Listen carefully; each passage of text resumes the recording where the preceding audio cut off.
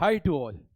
अभी तक हम टोटल 5 सेशन डिस्कस कर चुके हैं, यानी कि 5 शिफ्ट के क्वेश्चंस कवर अप कर लिए। अब देखो, होते तो 5 शिफ्ट में 125 क्वेश्चंस है, बट उसमें से मैंने इंपॉर्टेंट क्वेश्चंस डिस्कस करे। सो रफली अराउंड 40 क्वेश्चंस के आसपास मैंने डिस्कस करे होंगे। सो वो सारे क्वेश्चंस आपकी सारी वेराइटीज़ को कवर करें जो प्रीवियस ईयर में पूछे गए। सिमिलरली और सेशंस में हम बाकी क्वेश्चंस की बात करेंगे और धीरे धीरे हमारी फ्रिक्वेंसी बढ़ती जाएगी। नेक्स्ट 2 वीक्स में आपको सारे सीजीएल के क्वेश्चंस मिल जाएंगे। उसके बाद हम सीएचएल के क्वेश्चंस पे आएंगे। एंड प्लीज़ आप अपने फीडबैक शेयर कर सकते हो और ये वीडियो ज़्यादा से ज़्यादा लोगों को शेयर करो, because we need your support. ठीक है, हम अच्छा कंटेंट दे सकते हैं but we need appreciation from your side. ठीक है, ज़्यादा से ज़्यादा लोगों तक शेयर करो, उन्हें बताओ कि ऐसे ऐसे क्वेश्चंस डिस्कस हो रहे हैं। कम टाइम में ज़्यादा क्वेश्चंस आपको कराए जा रहे हैं।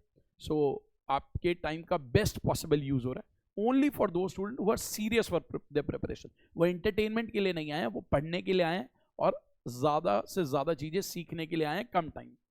ठीक है, सो शुरू करते हैं हम अपना अगला सेशन।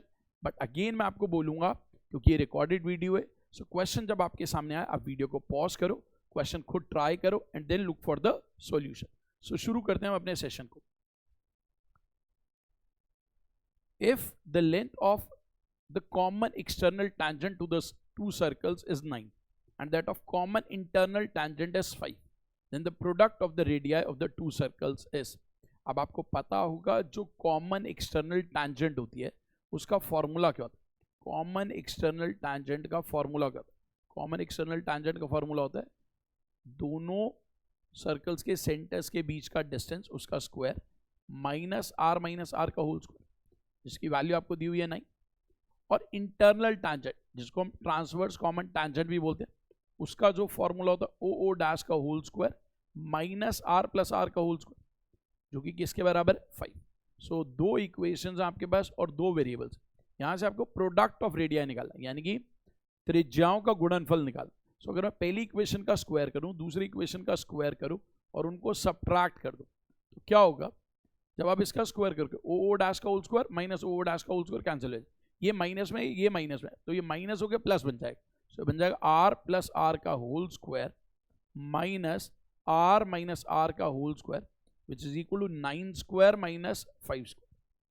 अब ये होगा, इन दोनों का जो डिफरेंस होगा 4 capital R small R is equal to 56। So यहाँ से आप आर इंटू आर की बात कर सकते हो which is 14। So answer is 40। Now next question पे मूव करते हैं। बोला गया triangle P Q R is congruent to triangle M O N, यानी कि दो ट्राइंगल्स दोनों सर्वांग सम में। ठीक है, यानी कि एंगल पी एंगल एम के बराबर, एंगल क्यू एंगल ओ के बराबर, एंगल आर एंगल एन के बराबर। ठीक है, और कॉरेस्पॉन्डिंग साइड्स भी बराबर हो। तो ये कुछ एंगल्स आपको दिए हुए हैं। एंगल क्यू के बारे में बताया गया 82 है। सो जैसे देखो ये आपको 82 दिया गया, आपको समझ आ जाना चाहिए ये भी 82 होगा। आपको क्यू आर ओ इसकी बात करेंगे 47, तो ये 47 है तो पक्का ये भी 47 हो। आर पी क्यू यानी कि एंगल पी दिया हुआ, दिस इज 51। नहीं भी दिया होता तो हम सॉल्व कर सकते थे, क्योंकि ट्राइंगल के तीनों एंगल्स का टोटल 180, तो ये भी 51। अब बोल रहा है एम ओ एन जो कि 82 है। सो 5y माइनस 8 की वैल्यू 82 आ गई। सो यहाँ से आप y निकाल सकते हो। सो y की वैल्यू इज 80। अब बोला गया ओ एन की वैल्यू 3x प्लस वाई, जो ओ एन होगा वही क्यू आर होगा, जिसकी वैल्यू 24, यानी कि 3x प्लस वाई इज 24।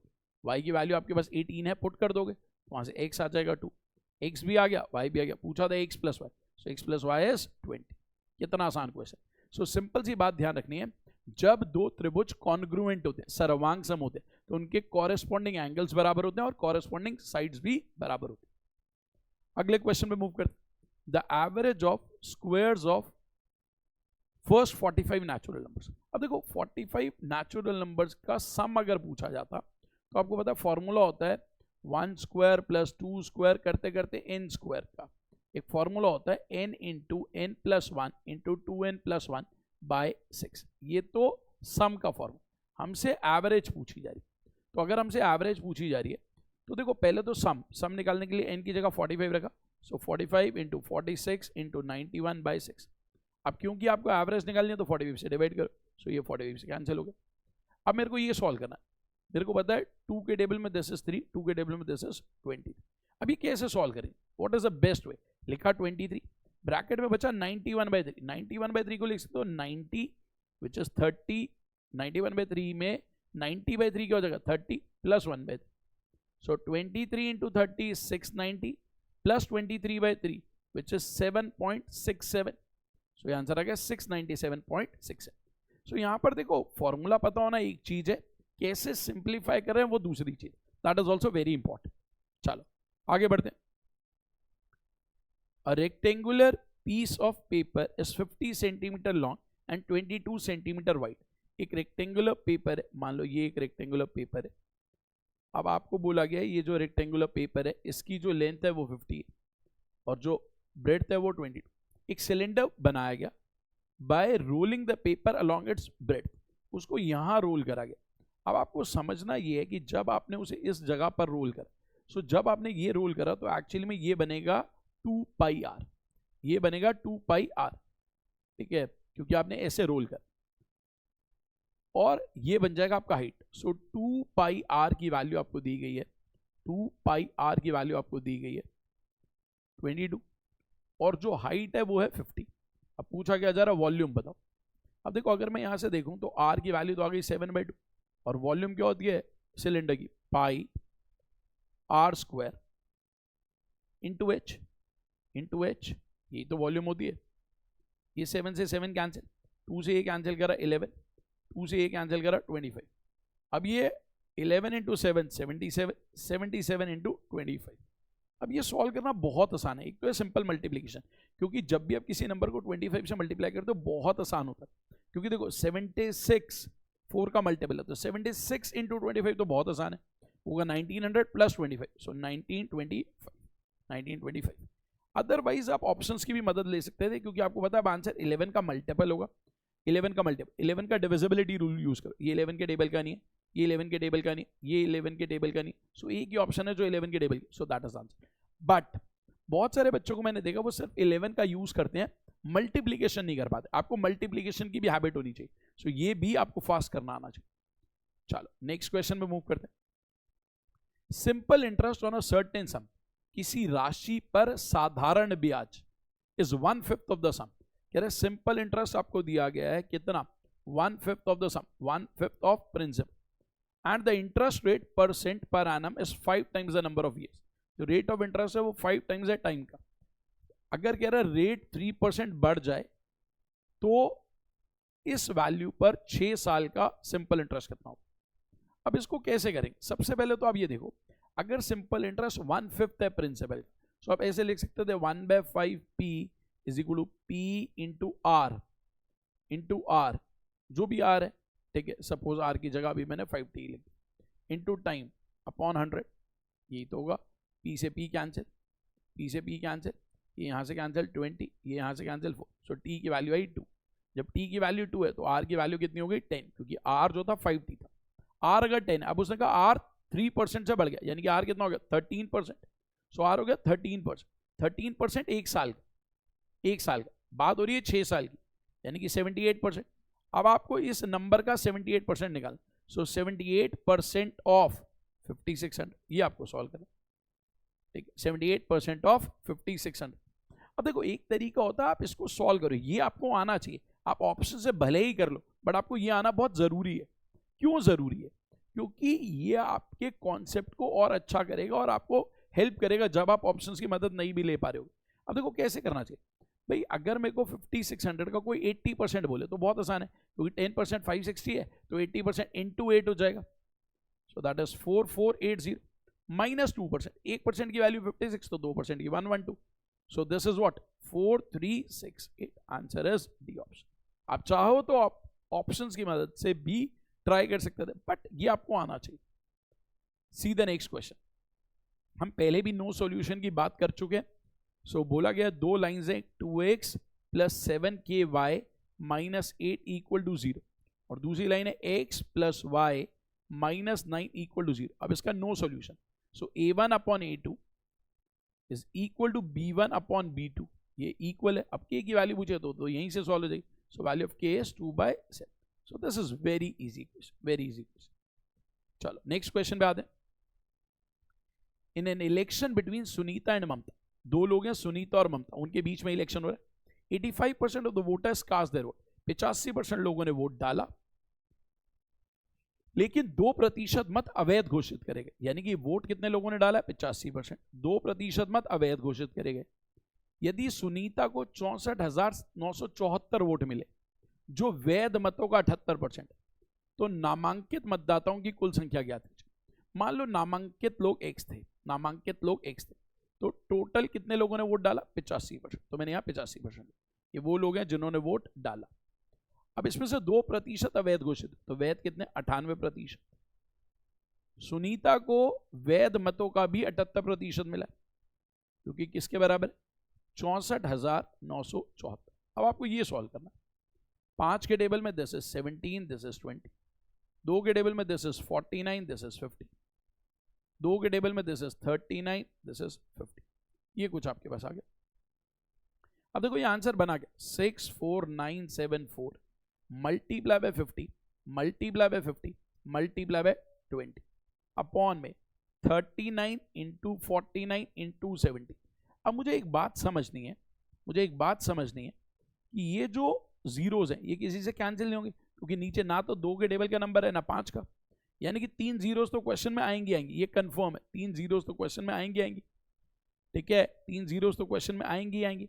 अब आपको ये भी पता है ये 5 और ये 2 10 बना देगा, यानी कि 4 जीरोज तो क्वेश्चन में होंगी। ये आंसर नहीं हो सकता, ये आंसर नहीं हो सकता, ये आंसर नहीं हो सकता, ये 2 आंसर्स तो कंफर्म है कि नहीं हो सकता, ठीक है। अब बाकी को सॉल्व करते हैं, यानी कि ये पूरा प्रोडक्ट यहीं से कुछ कैंसिल होगा। करते हैं एक एक करके। मान लो मैं इसको 39 या 49 से पहले कैंसिल, 49 1 जा 49, ये 159, ये हो गया 147, 127, 127, ये हो गया 98, सो यहाँ बचा 29, 294, तो ये हो गया 6। मान लो इसको यहाँ से कैंसिल कर दिया 17 से, 17 7 जा 190, 119, यहाँ बचा 13, 136, 78, तो ये आ गया 2। सो बस अब सॉल्व कर लो। 50 into 50, 2500 into 2, 5000, 5000 into 20, 1 lakh. Answer है 1 लाख। सो ये बेसिक कैलकुलेशन करनी आनी बहुत जरूरी है। आई नो बहुत सारे क्वेश्चन में हम ऑप्शंस का यूज कर सकते हैं, बहुत सारे क्वेश्चन में हम ऑप्शन का यूज कर सकते हैं, बट कैलकुलेशन पर भी काम करना है, क्योंकि यही वो चीज है जो आपको औरों से अलग करेगी, ठीक है। ये तो सीखना ही सीखना है, ये भी सीखना जरूरी है। चलो अगले क्वेश्चन में मूव करते हैं। अब एक टेबल दी गई है जिसमें पॉपुलेशन दी गई है, बोला क्या गया? The following table shows a population of a city at the end of the year mention. वर्ष के अंत में कितनी कितनी पॉपुलेशन है ये दी गई।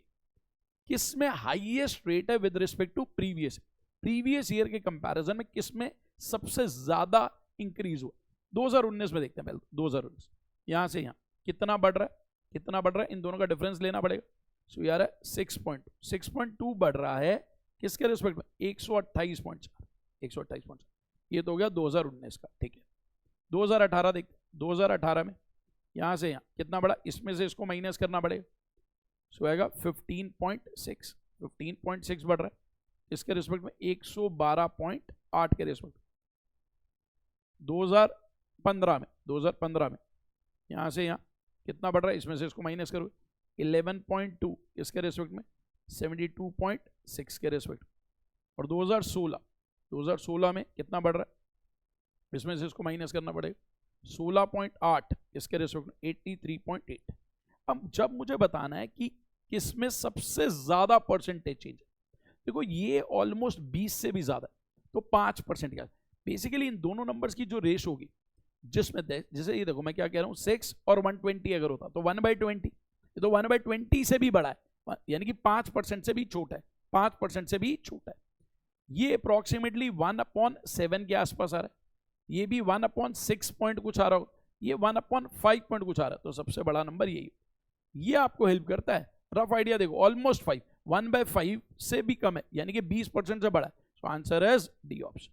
ये सीखना है आपको, बहुत इंपॉर्टेंट है, ठीक है। अब ये देखो, निम्नलिखित तालिका उल्लिखित वर्षों में अंत के एक शहर की जनसंख्या को दर्शाती है। तो पॉपुलेशन दी, बताना था कि इसमें सबसे ज्यादा परसेंटेज चेंज हो रहा है। अगले क्वेश्चन पे आते हैं। बोला गया 7 cos square theta plus 5 sin square theta minus 6 equal to 0। Theta की वैल्यू 0 से 90, what is the value of this? अब ये एक्सप्रेशन दिया हुआ, हमें इसको सॉल्व करना। अगर इसको देखा जाए, मैं ऐसे लिख सकता हूं 5 cos square theta plus 5 sin square theta, जबकि ये 7 cos स्क्वायर थीटा था, मैंने 2 cos स्क्वायर थीटा को अलग कर दिया। क्यों करा, उसके पीछे लॉजिक है, बताता हूँ क्या लॉजिक।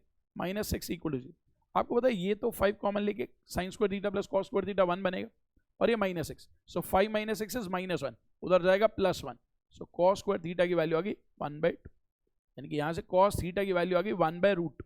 जैसे ही cos थीटा 1/√2 आया, मुझे पता चल गया थीटा इज 45, बस पुट कर दो यहाँ पर। सो 1 + √sec 45 इज √2 + 1, ये √2 - 1, रैशनलाइज करोगे तो ऊपर नीचे √2 + 1 से मल्टीप्लाई और डिवाइड, सो ऊपर बन जाएगा √2 + 1 का होल स्क्वायर, क्योंकि नीचे तो 1 है, सो 1 + √2 + सो आंसर इज √2 + 2। बहुत ही सिंपल सा क्वेश्चन जो ट्रिगो का। See the next question.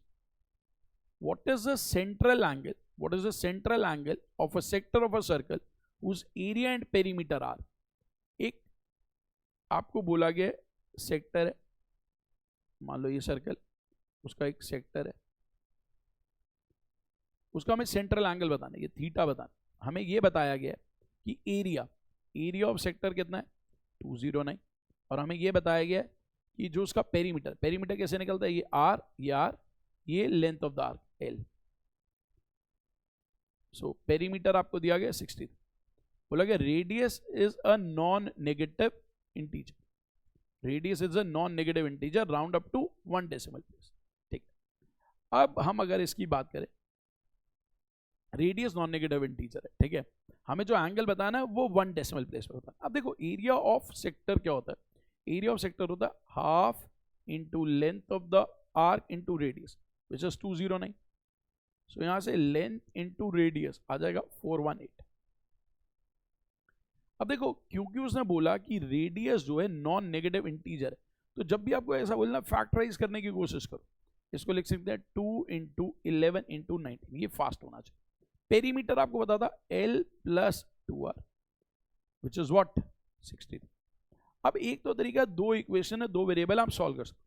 दूसरा आप हिट एंड ट्रायल का यूज करो। देखो यहाँ पर क्या मैं वैल्यूज रख सकता हूँ, मुझे दोनों का सम जो चाहिए 63 चाहिए। अब 2R तो इवन होगा, यानी कि L ऑड होगा, L को ऑड रखना है। एक बार L को 11 रख के देखते हैं, अगर L 11 है तो ये 38 नहीं हो सकता। अगर मैं L को 19 रखूं और ये 22, ये मैच कर गया, सो देखते ही पता चल गया L इज 19 और ये जो है 44 है, यानी कि R इज 22। जब ये आ ही गया तो जो भी पूछा जाए वो सॉल्व कर सकते, जो भी पूछा जाए वो सॉल्व कर सकते। लेंथ आ गया आपके पास, रेडियस आ गया। अब लेंथ ऑफ द आर्क क्या होता है 2 pi r theta upon 360 is equal to length of the arc which is 90। अब आप देखो, अगर मैं इसे 2 से यहां काटूं, यहां 11, 2 यहां से भी ले लिया, 8 से कैंसिल, तो 8 से कैंसिल करा 40, सो थीटा की जो वैल्यू आ गई that is 19 × 45 × 7 upon 11 × 11 which is 121। अब देखो मैं इसको कैसे सिंप्लीफाई करता हूँ, जरा ये सीखना, बहुत इंपॉर्टेंट चीज है, बहुत इंपॉर्टेंट चीज, इस पर जरा ध्यान देना कैसे मैं इसको कर। इसको मैं ऐसे लिख सकता हूँ, इसको मैं ऐसे लिख सकता हूँ, थीटा इज इक्वल टू 19 × 45 × 7। मैंने 45 बाहर ले लिया, 45 बाहर लिया, अंदर क्या बचा 19 × 7 133 अपॉन 121। सो 133 को लिख सकते हैं 1 प्लस, क्योंकि 133 डिवाइडेड बाय 121 12 अपॉन 121। अब आपको पता है 45 × 1 तो 45, अब 12 upon 121 is almost 0.1, so 45 plus into 0.1 which is 4.5। सो ये आंसर जो आएगा अप्रॉक्सीमेटली 49.5। सो देख रहे हो इस पूरे क्वेश्चन में कैलकुलेशन बहुत इंपॉर्टेंट। सो अगर आपने वीडियो पॉज करके इसको ट्राई करा होगा तो आपको पता चला होगा कि आपने कितना टाइम लगाया होगा, but this is the best approach to solve this question. आप चाहो तो आप क्वाड्रेटिक इक्वेशन बना के भी सॉल्व कर सकते हो, थोड़ा लेंदी हो जाए। आई होप आपको सेशन में मजा आ रहा होगा, ठीक है। So thank you to all for this session and I request you all that please share this session to maximum students.